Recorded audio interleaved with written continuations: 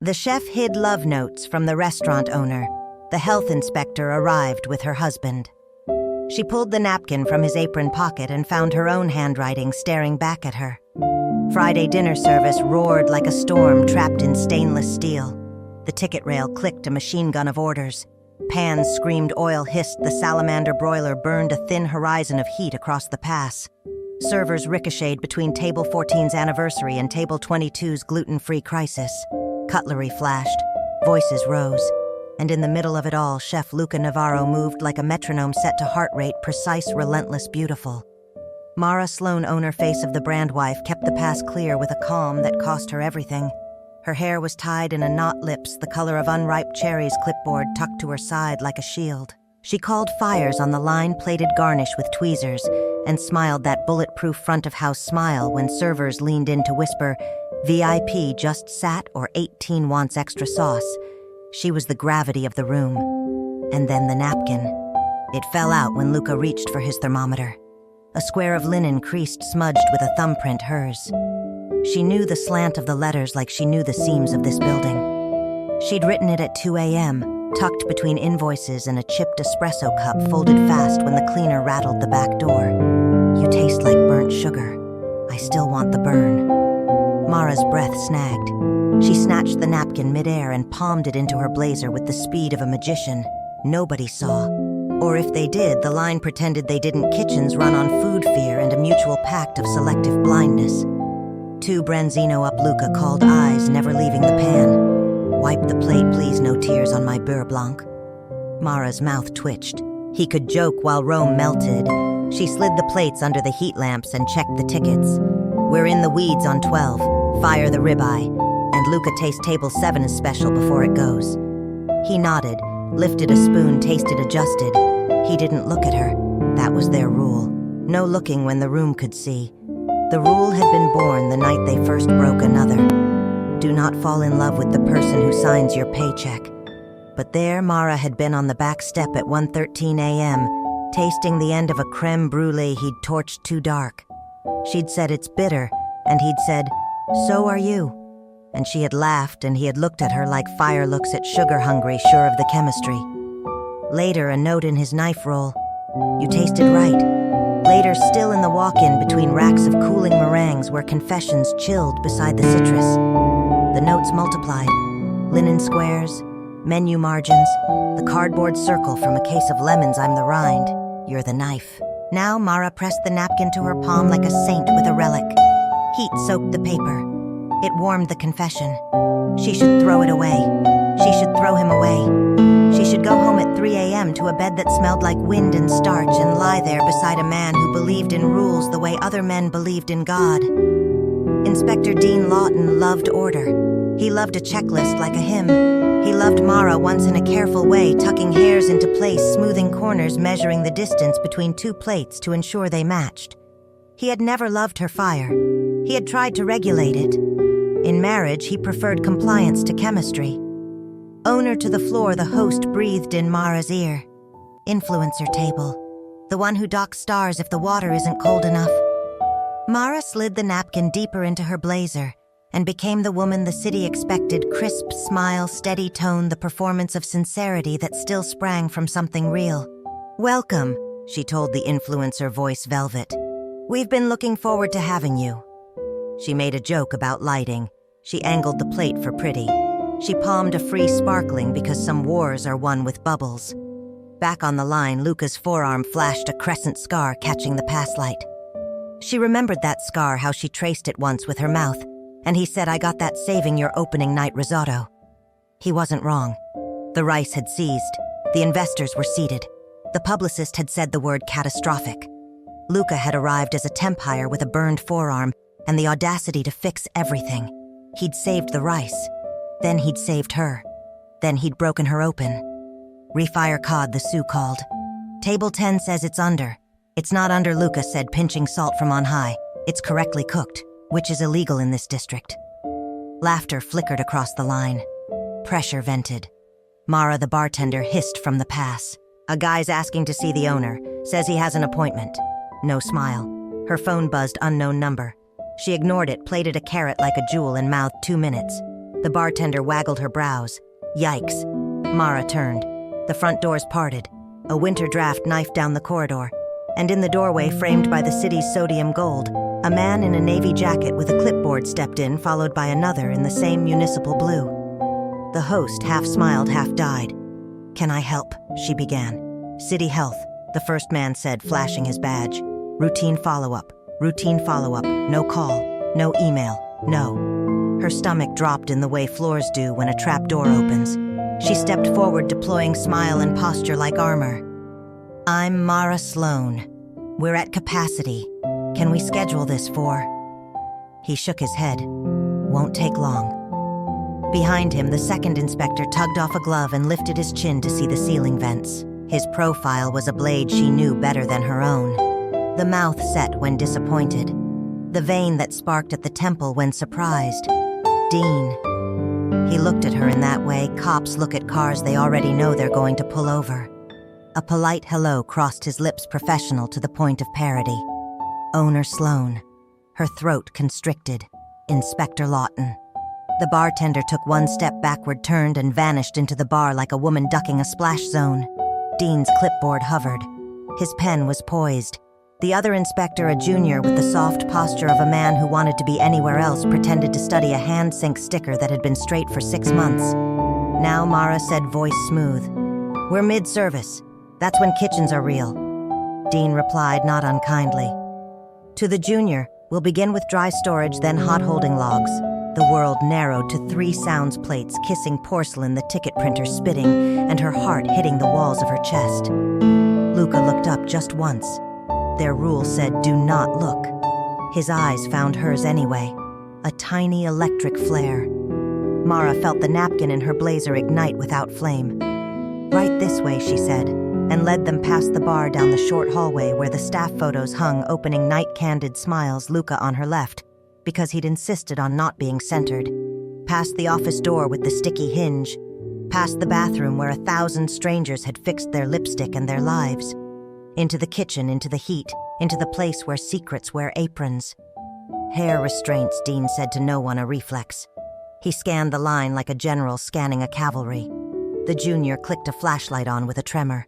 Mara placed both palms on the stainless pass, grounding herself so hard the steel cooled her bones. "Chef," she said.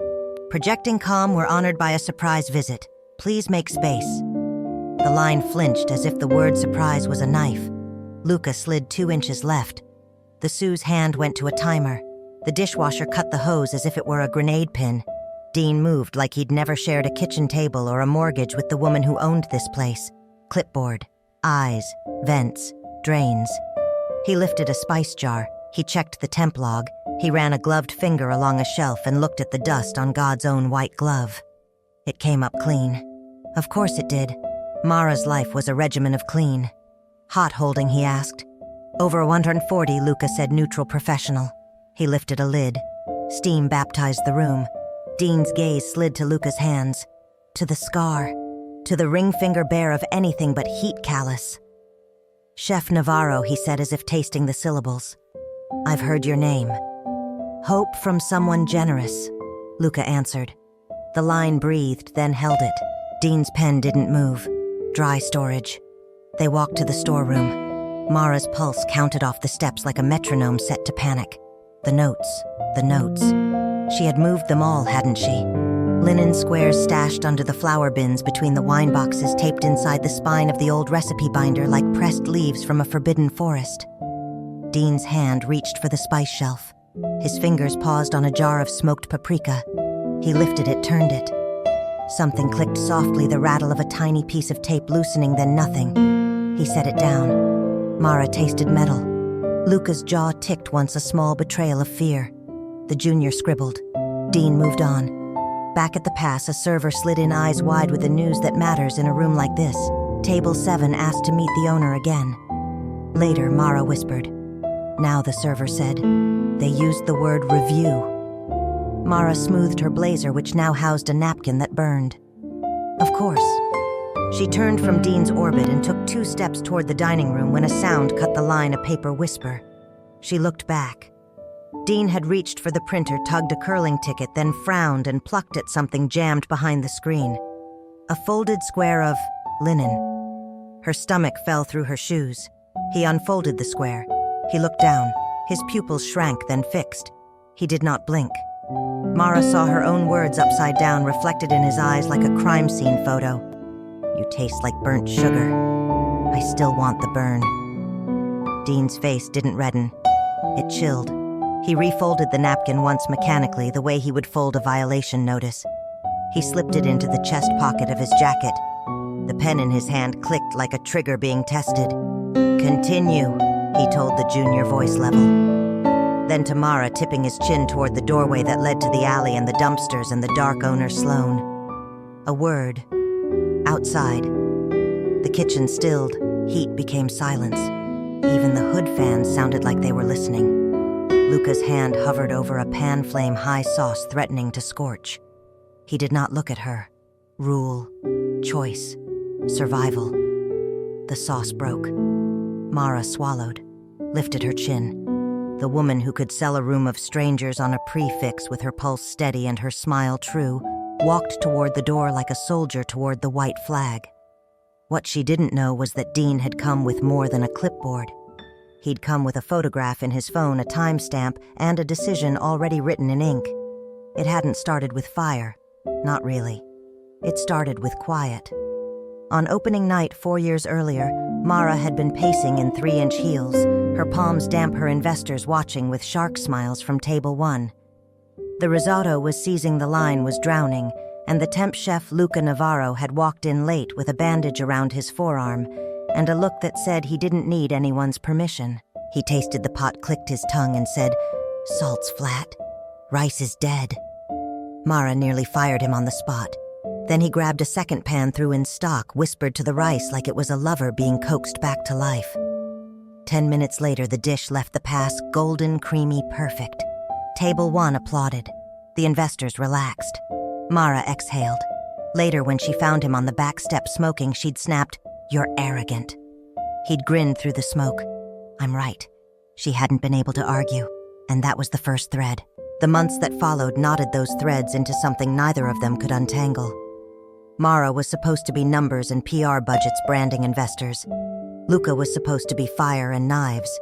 But the longer they worked together, the more those lines blurred. He called her Sloane like she was a rival chef, not his boss.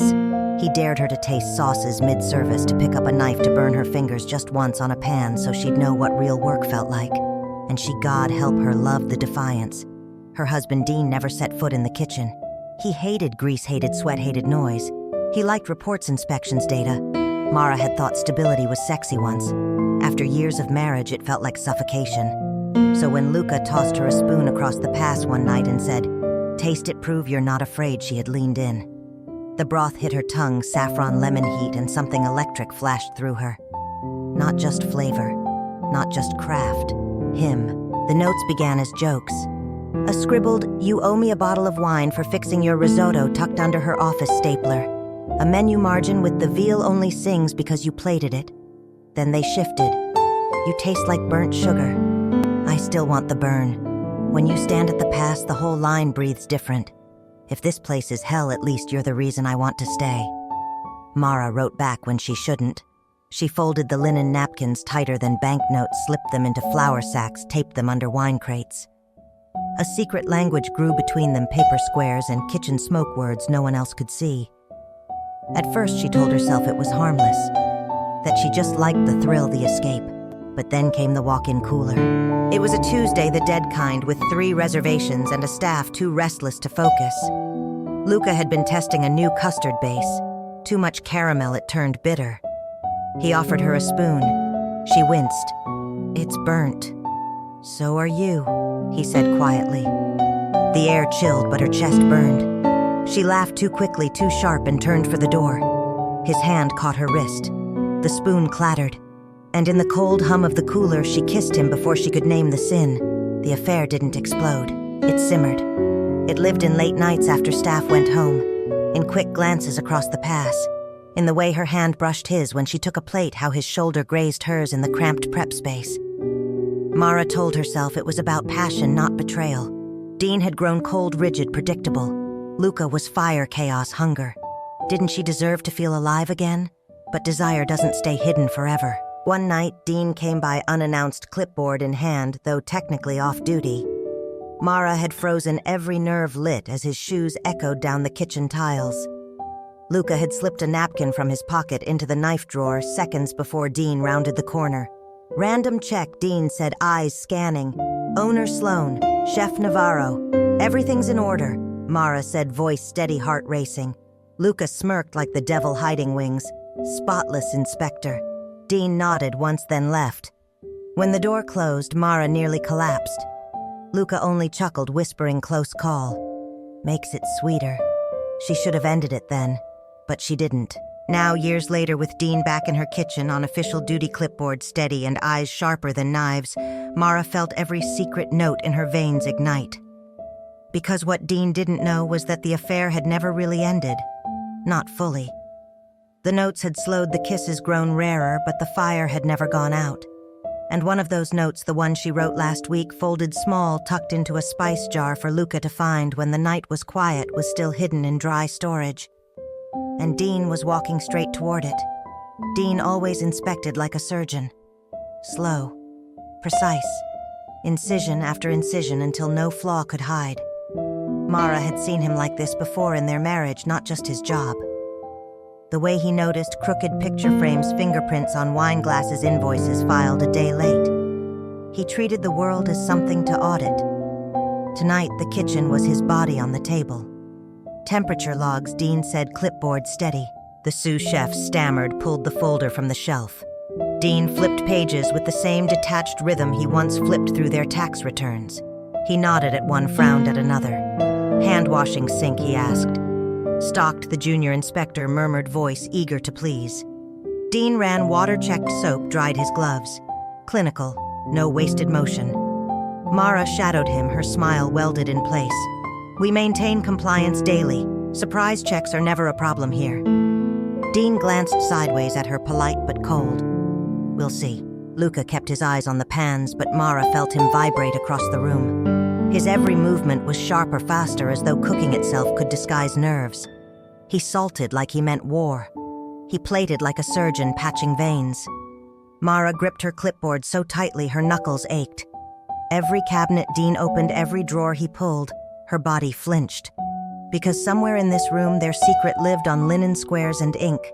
And Dean had the kind of eyes that always found what they weren't supposed to. He paused at the spice shelf. Mara's breath hitched. The jar sat there. Smoked paprika label peeling, a corner of tape curling just enough to betray what was beneath. A folded napkin, her words still pressed inside. She remembered them clearly. You make me reckless. Don't stop. Dean picked up the jar, turned it once. The tape rasped faintly. Mara's stomach lurched. Then he set it down, unopened. Luca's hand froze on the sauté pan.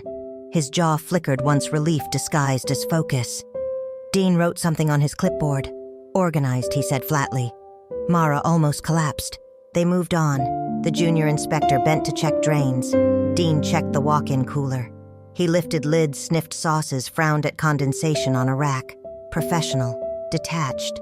But then his eyes caught Luca's. It wasn't long. A second, maybe two. But enough. Luca didn't flinch. Didn't look away.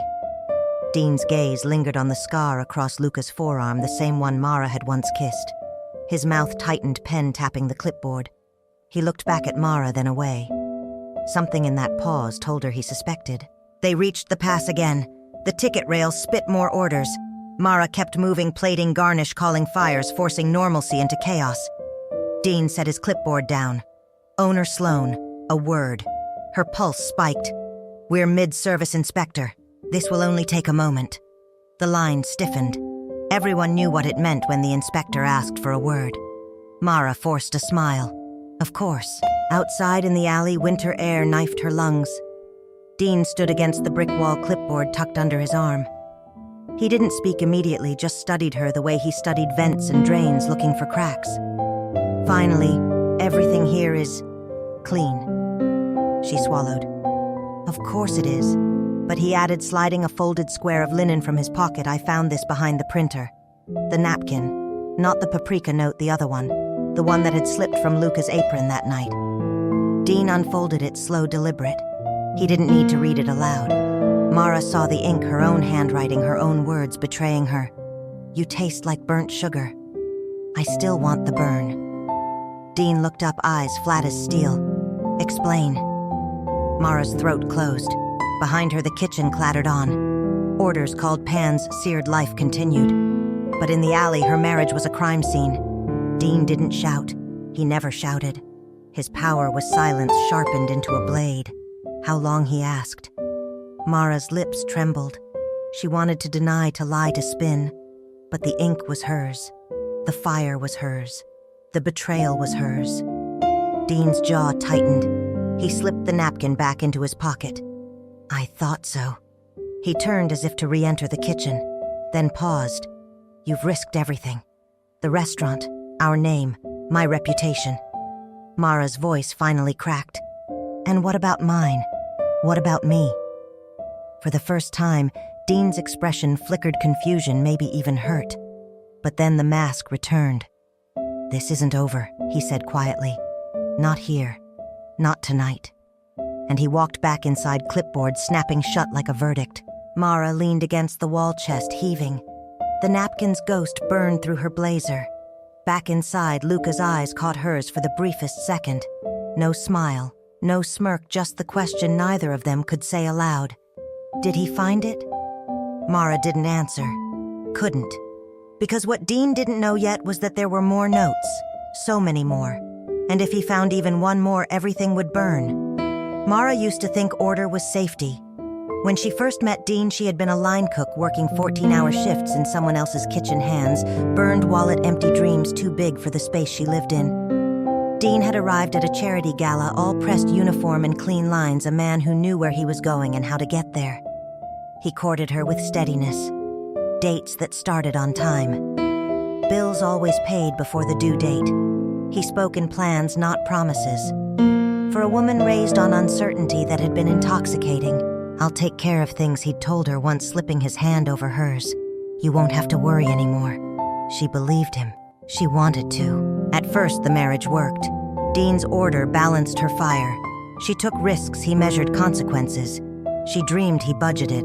Their first apartment gleamed under his rules. Shoes lined up by the door counters, wiped spotless groceries labeled with dates in his neat print. But cracks form where walls are too tight. Dean's steadiness became rigidity. He corrected her when she folded towels the wrong way. He frowned when she stayed late at work. He told her laughter was too loud at dinner parties, lipstick, too bold, ambition, too reckless. Mara, who once thrived in noise and chaos, found herself shrinking. She stopped telling him about her crazy ideas for opening a restaurant. She stopped leaving sketches of menus on the counter. Every time she tried, he'd point to a spreadsheet or a market analysis and say, "It's not realistic." She wanted passion. He wanted compliance. By the time she opened the restaurant anyway, after years of saving, after cashing in favors, after securing investors behind his back, the distance between them had become a canyon. Dean supported her in theory, but his support sounded like an audit. "Do you have permits? Did you budget for maintenance? Have you factored in liability insurance?" Mara wanted him to ask, "What will you cook? What's the story behind your menu?" He never did. And the more he missed the point, the more Luca didn't. Luca had looked at her and seen more than a balance sheet. He saw the part of her that still loved chaos, who loved fire and knives and risk. He teased it out of her, pushed her, provoked her. The first time she laughed in the kitchen, a real laugh, belly-deep flour on her face, she realized she hadn't laughed like that with Dean in years. Dean at home noticed the shift. He didn't call it betrayal, not yet. He called it distraction. "You're too invested in that place," he told her one night, scrolling through inspection reports on his tablet. "It's my life's work," she snapped. "It's a business. Businesses fail. Don't lose yourself in it." Mara stared at him, feeling like she already had. The distance grew sharper after his promotions. Dean became regional inspector, responsible for multiple districts. His days filled with codes, regulations, and politics. He came home late, carried the smell of fluorescent lights and paper. Their marriage turned into two parallel lines, no conflict but no closeness. He didn't cheat, didn't drink, didn't rage. He simply stopped looking at her the way he once had. And Mara, lonely, ambitious, restless, stopped waiting for him to. The night she and Luca first crossed the line in the walk-in, she thought of Dean. She thought of the man who used to hold her hand across cheap diner tables, who promised to protect her from the world. She thought of how safe she had felt, and how that safety had curdled into suffocation. She told herself she wasn't betraying him. Not exactly. She was betraying the silence. Still, guilt gnawed. She would slip into bed after a late service, Luca's taste still on her lips, and Dean would stir in his sleep, murmuring something about checklists. She would stare at the ceiling, torn between the man she had vowed to and the man who made her remember who she had been before vows. Sometimes she wondered if Dean suspected. His eyes lingered too long when she came home flushed. His hand tightened when she brushed past. Once he asked, "Are you happy?" She lied. Yes. And he didn't press. That was his way. He'd rather assume compliance than face chaos. Now, standing in the alley with the napkin still burning in his pocket, Mara realized those cracks weren't cracks anymore. They were fault lines. And tonight, Dean had finally felt the quake. She should have felt only fear. But deep in her chest, another feeling pulsed relief. Because the secret was out, or almost out. And for the first time in years, she wasn't hiding behind order. Back inside, the kitchen still roared. Dean rejoined the line, clipboard's steady voice even. But Mara saw the difference. His eyes didn't scan surfaces anymore. They scanned people, Luca especially. The sous chef whispered to Mara as she plated garnish. "Inspector looks like he's hunting ghosts." She forced a smile. Maybe he is. But she knew better. He wasn't hunting ghosts. He was hunting proof. And in a kitchen where every drawer, every spice jar, every apron pocket might hold another note, proof was everywhere. The kitchen had always been Mara's kingdom, but with Dean inside it, the walls pressed in like a courtroom. He moved with that same clipped precision he carried at home, measuring, scanning, noting.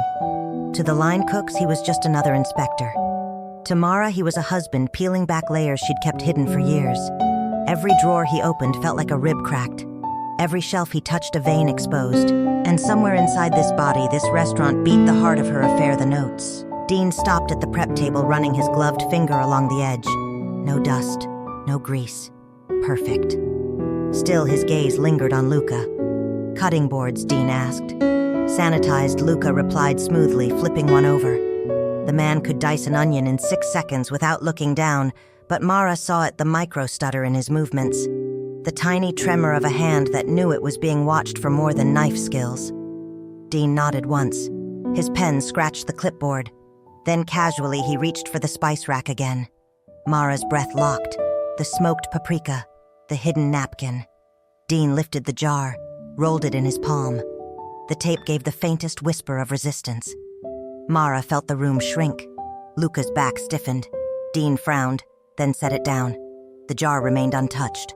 The note, her words begging Luca not to stop, stayed hidden. For now. But then Dean's eyes drifted lower. To the storage crate stacked by the walk-in.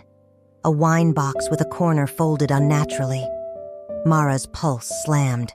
She remembered tucking one of the napkins there weeks ago. She'd written it while pretending to balance invoices, her pen carving the truth she could never say aloud. "You make me feel alive in a place I thought was dead." Dean bent down. Fingers brushed the edge of the cardboard. Luca stepped forward at once, a ladle in hand. "Inspector, try this. New reduction I'm testing." He thrust the spoon forward, steam rising like a curtain. Dean straightened, caught off guard. He hesitated, then tasted. "Acid's high," he said. "Balance your salt," noted, Luca said evenly. The moment passed. The box remained closed. Mara exhaled so sharply her chest hurt. The junior inspector scribbled something. Dean moved on, but his silence was heavier now. He wasn't just inspecting food safety. He was circling like a man who smelled smoke but hadn't yet found the flame. When he reached the pass, he stopped. His hand brushed the printer, tugging at a crumpled slip stuck behind the rail. He unfolded it, scanned it. Mara froze. It wasn't a ticket. It was another napkin. Her napkin. "I dream about the night we burned the custard and kissed in the cooler." Dean's jaw clenched. His eyes lifted, scanning the room. Mara, then Luca. He folded it once, tucking it into his chest pocket with the precision of a man filing evidence. "Continue," he said flatly. The line moved again, but it wasn't the same. Every cook could feel the tension. The dishwasher hummed louder than usual. The sous chef chopped with the rhythm of nerves. Mara kept her posture straight, but inside she was unraveling. He knew. He might not have every detail, but he had enough to destroy her. She met Luca's eyes just once. His face was stone, but the message was clear. We're caught. At the end of the inspection, Dean snapped his clipboard shut. No major violations tonight. I'll file my report. His voice was neutral. Too neutral. Mara tried to speak, but nothing came. Dean turned to leave. Then he paused, glancing at the linen napkin in his pocket. Owner Sloan, your restaurant is very thorough. His eyes held hers for a fraction too long. Then he was gone, the junior inspector scrambling after him. The moment the door shut, the kitchen exhaled in a collective gasp. Conversations broke out in whispers. Everyone knew something had happened. They just didn't know what. Luca dropped a pan into the sink and leaned on the counter. His shoulders sagged for the first time all night. He didn't look at Mara, but his voice was low and cutting. He's not going to let this go. Mara clutched the edge of the pass until her knuckles whitened. I know. Hours later, when the last plate left and the staff drifted out, Mara lingered. The restaurant was quiet now, just the low hum of refrigeration and the echo of what had nearly been exposed. She went to the spice rack, pulled the paprika jar, peeled back the tape. The napkin was still there, folded fragile. She unfolded it, stared at her own handwriting. You make me reckless. Don't stop. Her throat tightened. She crumpled it, ready to throw it away, to erase the evidence before Dean returned with fire and ink. But then she hesitated. Because as much as it endangered her, that note was also the only thing that still felt like hers. She slid it back into the jar. And when she turned, Luca was standing in the doorway watching. The dinner rush that night felt like standing in front of a tidal wave with nothing but a clipboard. Every table was full. A wine distributor had brought half his clients. A food blogger live-streamed from table 7. The mayor's aide sat at the bar, and as if the universe wanted to mock Mara, a bachelor party ordered 15 steaks medium rare all at once. The line roared, pans collided. The ticket printer screamed. Steam clouded the air like fog before a wreck. Mara moved like she always did in battle, steady, sharp, untouchable. She called fires, ran plates, smoothed complaints. To anyone watching, she was control incarnate. But inside, she was a storm, because Dean hadn't left. She had seen him through the corner window, sitting in his car, reading that napkin again and again like scripture. His jaw had been locked, his knuckles white around the steering wheel. She knew what was coming. At 8:47, the door opened again. Dean stepped inside, no clipboard this time. Just the folded napkin clutched in his hand. Conversations dipped. Servers stiffened. The bartender muttered, "Oh no." He didn't look at the dining room. He didn't look at Mara. He walked straight to the pass, into the beating heart of the kitchen, and dropped the napkin onto the cutting board with a sound louder than any slam. The line froze. Luca glanced down, saw the words, and his knife stilled mid-chop. Dean's voice was calm, but it cut sharper than glass. How long Mara's throat closed. The staff looked anywhere but at her. The sous chef stirred a sauce that no longer needed stirring. The dishwasher disappeared into steam. Dean, Mara began. "Answer me," he said. The note lay there damning in its simplicity. "I dream about the night we burned the custard and kissed in the cooler." It was her handwriting, her confession, her ruin. Luca stepped forward before she could speak. His voice was steady. "It was me. Don't take it out on her." Dean's head snapped toward him. "So it's true?" "Yes," Luca said, knife clattering to the board. "It's true." Gasps rippled across the kitchen. One server actually dropped a tray. Mara's pulse hammered. She wanted to scream at him. "Don't protect me, don't make it worse," but the words tangled in her throat. Dean looked back at Mara. "And you?" She trembled. The room felt too small, the air too hot. She thought of every night with Luca, every touch, every note. She thought of Dean's eyes, patient once, now hollow. Her voice broke. "I never stopped loving you. Just not the way you wanted." The words hung there heavier than smoke. The kitchen fractured. Staff exchanged looks, whispers spreading like fire. Someone muttered, "Oh my God." The blogger at table 7 leaned toward the kitchen door, phone still streaming. Mara's world, built brick by brick, balanced on the edge of collapse. Dean's hand tightened around the napkin. His jaw flexed. For a terrifying second, she thought he might explode, shout rage, destroy everything in front of the staff. Instead, he dropped the napkin back onto the cutting board and stepped back. His voice was low, too low. "We'll talk later. At home." And then he turned, walked out through the dining room, and vanished into the night.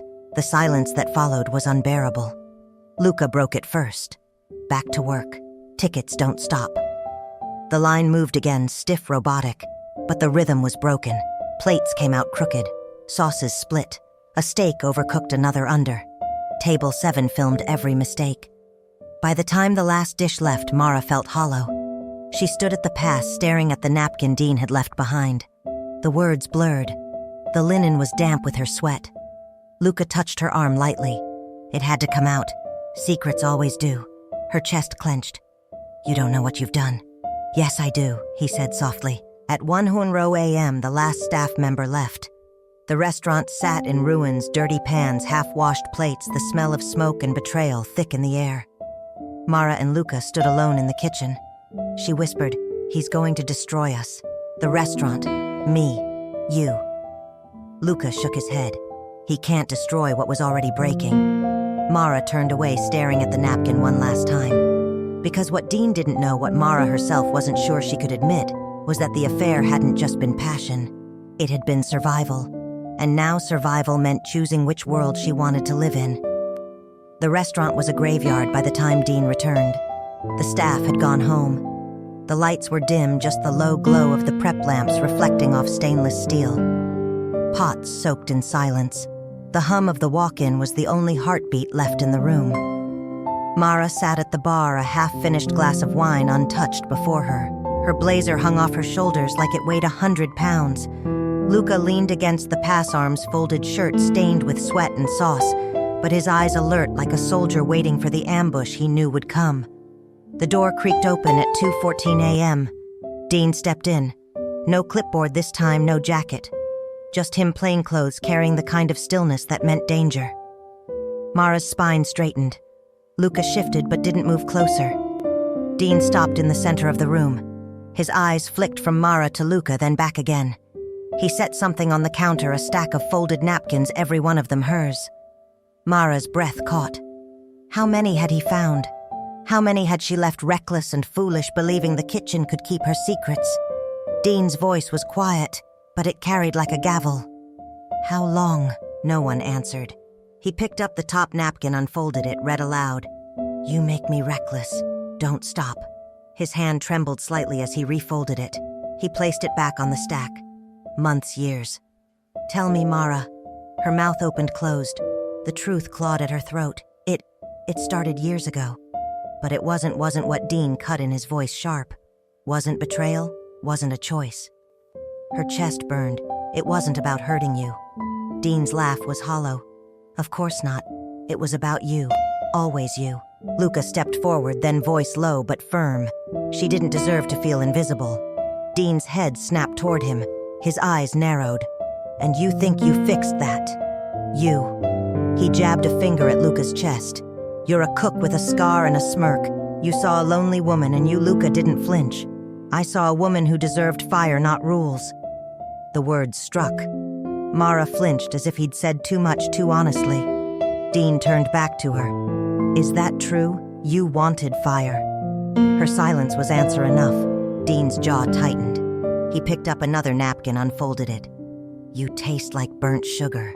I still want the burn." He stared at it for a long time, then dropped it back onto the pile.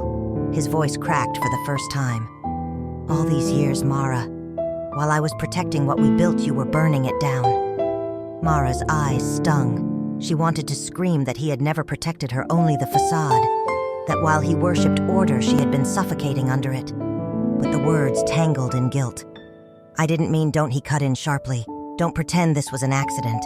The silence stretched heavy. Finally, Dean said, "So what now? You plan to run off with him? Build a life out of secrets and scorched sugar?" Mara's voice broke. "I don't know."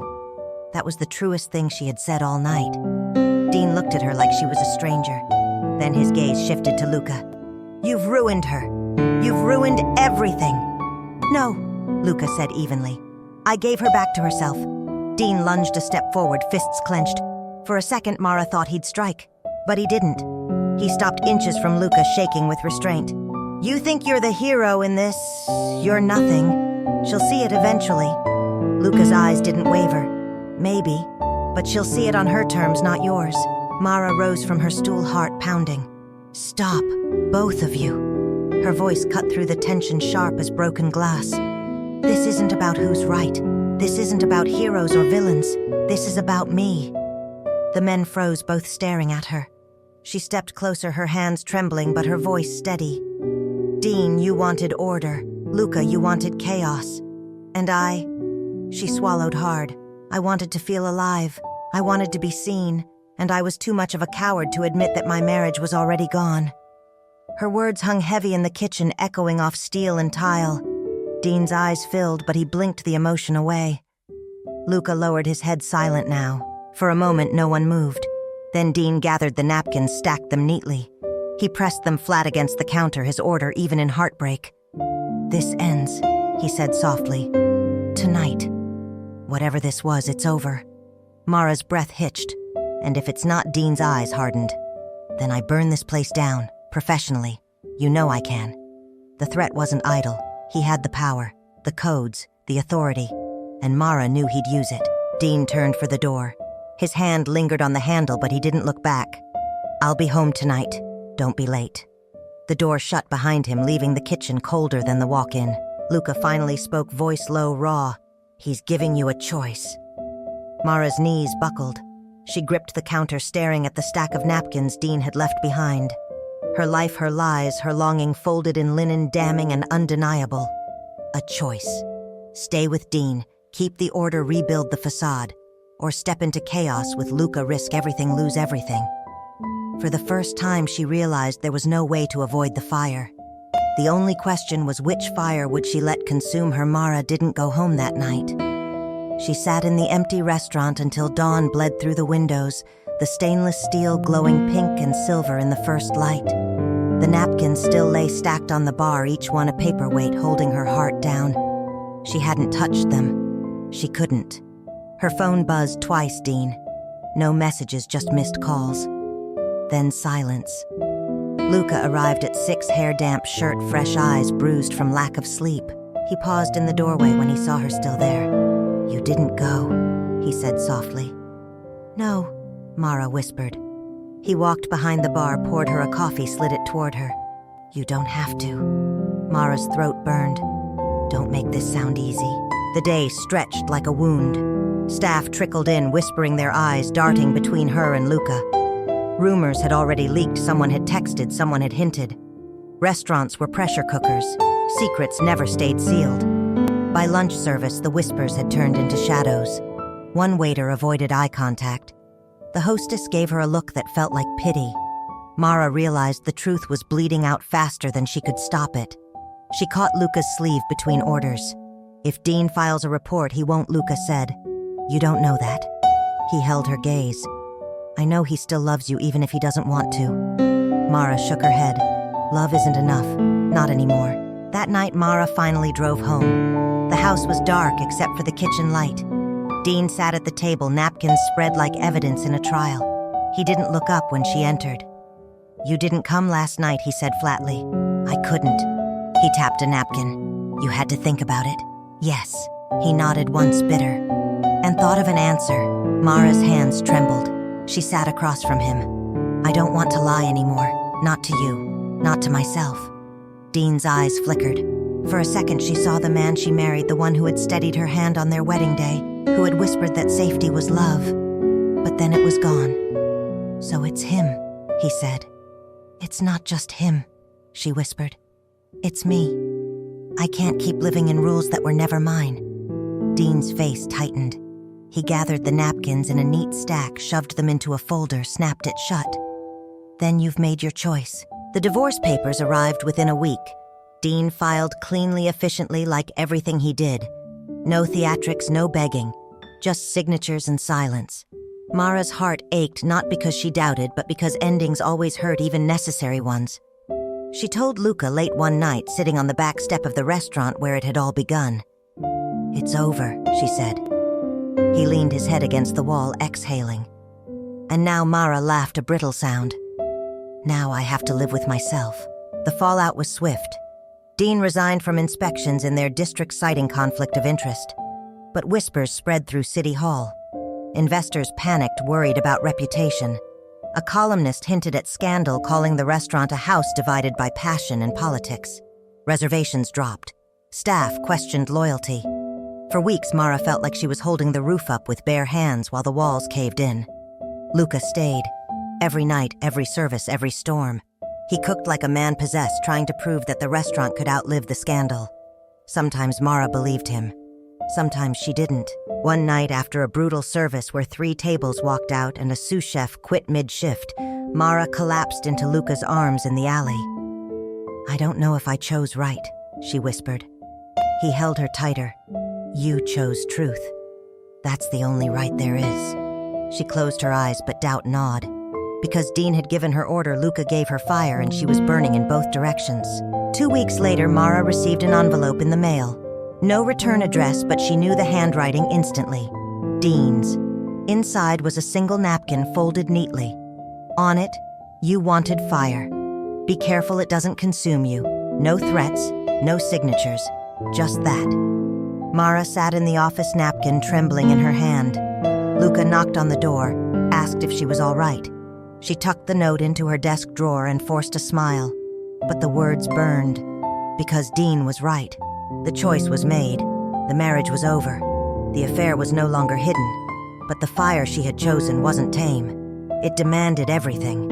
And as Mara stared at the restaurant's dwindling reservations, the wary eyes of her staff, and the relentless passion in Luca's gaze, she realized the story wasn't over. The hardest part wasn't choosing. It was surviving what came after. The scandal faded slowly, like a stain that never truly disappeared. At first, business dropped by half. Investors threatened to pull out. Staff whispered about polishing resumes. Every service felt like walking a tightrope in a burning building. But the restaurant didn't die. Some customers came back out of loyalty. Others came out of curiosity, drawn by the whispers of a chef-owner affair, the gossip of betrayal simmering behind the pass. And when they came, Luca cooked like a man on trial. His dishes sang with fire and tenderness. Plates left the kitchen that couldn't be ignored. Little by little, the seats filled again. Not with everyone, but with enough. Mara worked harder than she ever had. No more hiding, no more secret notes. Every choice was hers. Now menu changes, staff decisions, investor calls. And Dean, he was gone. The house sold. His name scrubbed from city records. He had requested a transfer to another district somewhere far from Mara, far from Luca, far from napkins that smelled of smoke and sugar.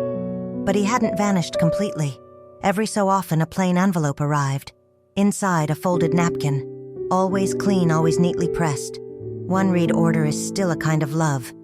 Another, "You can burn bridges, Mara, but remember you can't rebuild them the same way." They weren't threats. They weren't even pleas. They were reminders. Like ghostly post-it notes from the man she had once trusted with her whole life. She never wrote back. She never threw them away either.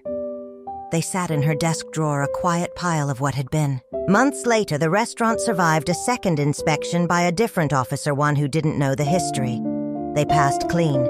No violations, no whispers in the report. When the news came, Mara stepped into the kitchen during pre-service and clapped her hands. "Listen up," she said, voice steady, heart full. "We're clear. We're still standing." Applause broke out. A few cooks cheered. The dishwasher actually hugged Luca. And Mara felt it then, not victory, not safety, but resilience. They weren't free of the past, but they had survived it. That night service ended with one last plate. Luca plated it himself, a dessert he hadn't made since the early days. Creme brulee.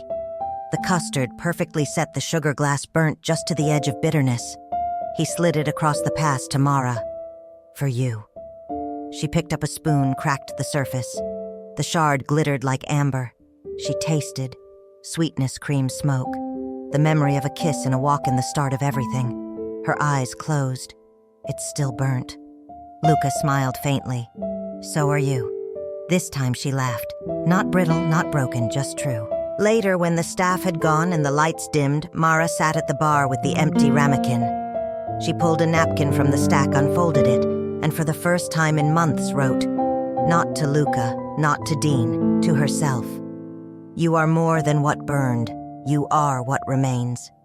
She folded it neatly and slipped it into the drawer with the others, a reminder not of scandal but of survival. When she locked up that night, Mara paused at the door, glancing back at the quiet kitchen. Stainless steel gleamed. The past stood empty. The air smelled of lemon and char.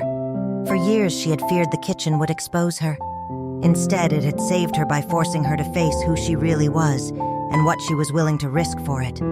Some secrets ruin, some fires consume. But sometimes the flames leave behind something stronger, something that can stand even after the burn.